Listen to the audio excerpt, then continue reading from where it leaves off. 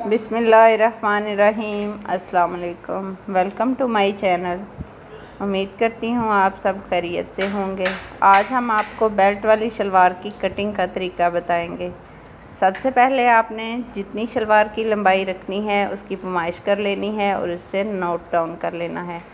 इसके बाद आपने जितनी पैमाइश रखनी है उसका 3 हिस्से आपने शलवार की लंबाई उतार लेनी है और एक हिस्सा आपने बेल्ट के लिए छोड़ देना है। इसके बाद हम चौड़ाई की पैमाइश कर लेंगे।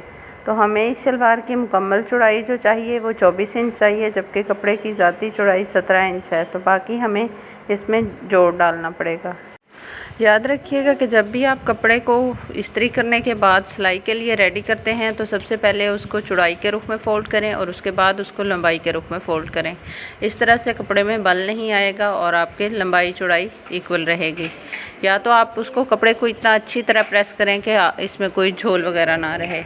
अब हम यहाँ पे इसकी आसन की लंबाई का निशान लगा लेंगे और पांचे की चौड़ाई का भी निशान लगा देंगे। आसन की लंबाई का आपने इस तरह से निशान लगाना है कि आपने आसन में बेल्ट की पैमाइश भी रखनी है। हमारी ये शलवार जो है वो 40 इंच लंबी है, तो हमने इसकी बेल्ट की लंबाई 10 इंच रखी है और नीचे शलवार की लंबाई 32 इंच रखी है, जो कि सिलाई होने के बाद हमारे पास टोटल 40 इंच की बच जाएगी। आपने इस तरह से फिर निशान लगाने के बाद इन निशानों को मिला लेना है और इसको कटिंग कर लेना है। हमने क्योंकि जोड़ डालना है तो हमने आसन की लंबाई का भी हमने ख्याल रखना है, ताकि जब हम जोड़ डालें तो आसानी से इसकी लंबाई पूरी हो जाए। ये हमने 3 इंच ज़्यादा रखा है। जब हम कटिंग करेंगे तो इसमें ये मार्जिन इतना होगा कि आसन पूरा हो जाए। अब ये हमने जोड़ इसी तरह से डालना है जिस तरह शलवार में म्यानी डालते हैं, उसी तरह से हमने चौड़ाई वाली साइड को नीचे की तरफ रखा है और जो कम साइड है कटिंग की उसको ऊपर वाली साइड पे रखा है। ये इसी तरह से हमने ऊपर वाली साइड से 2.5 इंच और नीचे वाली साइड से 4 इंच रखा है इसको। इस तरह से फिर आप उन दोनों निशानों को मिला देंगे और इतने हिस्से की आप कटिंग करके इसके 4 पीस तैयार कर लेंगे। 4 पीस तैयार करने के बाद 2 एक साइड पे चले जाएंगे और 2 एक साइड पे। इस तरह से हमारी शलवार की 24 इंच चौड़ाई पूरी हो जाएगी। याद रखिएगा ये 24 इंच चौड़ाई जो है एक पांचे की है, दोनों साइड की नहीं है। जब हम इसको सीधा करेंगे तो ये दोनों साइड पे 24-24 इंच चौड़ाई होगी।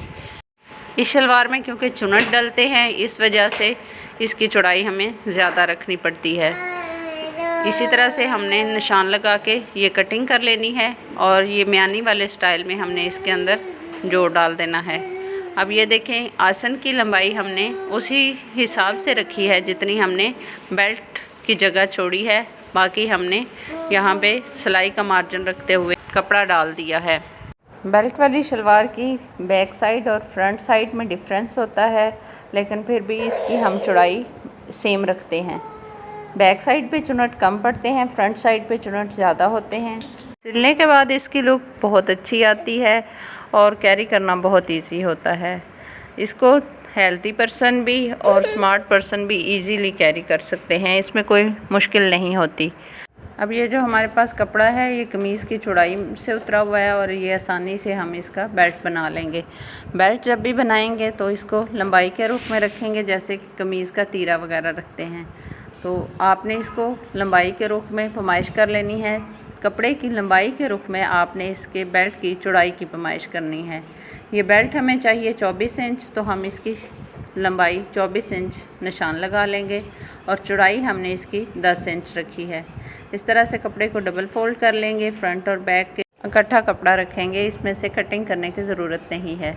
अगर आप चाहें तो आप कटिंग कर भी सकते हैं, इसमें कोई मुश्किल नहीं है। इस तरह से हमने इसकी लंबाई और चौड़ाई की पैमाइश कर ली है। ये दोनों निशानों को आपस में मिला देंगे इस तरह से और इसकी कटिंग कर लेंगे। कटिंग करने के बाद आपने इसको पैमाइश कर लेना है कि जितनी हमने शलवार की लंबाई रखनी है उसके हिसाब से आपने इसको चेक कर लेना है। सिलाई का मार्जिन रखते हुए आपने पैमाइश करनी है।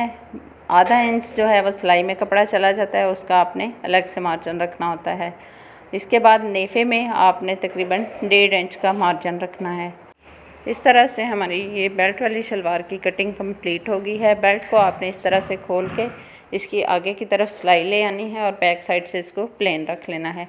अगर चाहें तो आप बैक साइड पे भी आसन वाली सिलाई लगा सकते हैं, अदरवाइज़ इसकी ज़रूरत नहीं है क्योंकि ये सिंगल साइड इस्तेमाल होती है। अब ये हमारी शलवार की कटाई तकरीबन मुकम्मल हो चुकी है। बस अब हमने इसको सिलाई करना है। सिलाई करते हुए हमने इसके फ्रंट और बैक का ख्याल रखना है। सिलाई का तरीका इंशाल्लाह आपको नेक्स्ट वीडियो में बता दिया जाएगा। तब तक आप वीडियो को लाइक और चैनल को सब्सक्राइब कर दें। इससे रिलेटेड अगर आपके जहन में कोई क्वेश्चन है तो कमेंट करके ज़रूर बताइएगा। अपना और अपने प्यारों का बहुत सा ख्याल रखिएगा। शुक्रिया। अल्लाह हाफिज़।